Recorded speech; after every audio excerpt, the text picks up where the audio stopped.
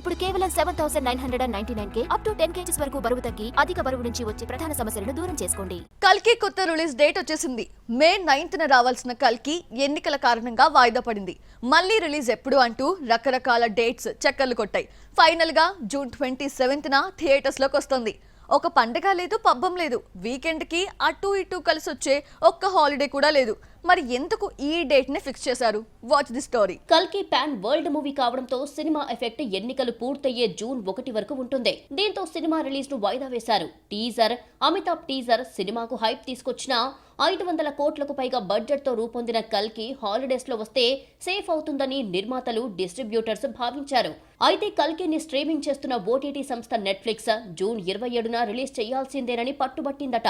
పెద్ద సినిమాల రిలీజెస్ నిర్మాతలు, హీరోల చేతుల్లో నుంచి ఓటీటీ చేతుల్లోకి వెళ్లిపోయింది.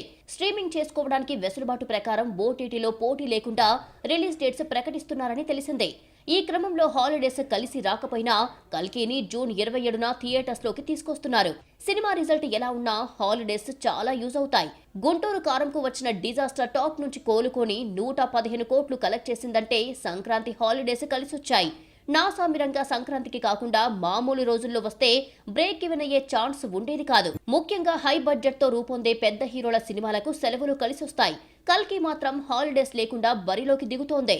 అయితే నిర్మాతలకు కల్కిపై ఉన్న నమ్మకంతో మరో మూవీ నుంచి పోటీ లేని టైం కావడంతో June 27న తీసుకొచ్చేస్తున్నారు. సినిమా రిలీజ్ కు ఇంకా 2 నెలల టైం ఉన్నా పాన్ వరల్డ్ మూవీ కావడంతో ఇండియాలో మాత్రమే కాకుండా విదేశాల్లో కూడా ప్రమోషన్ చేసేందుకు కావలసినంత టైం దొరుకుతోంది.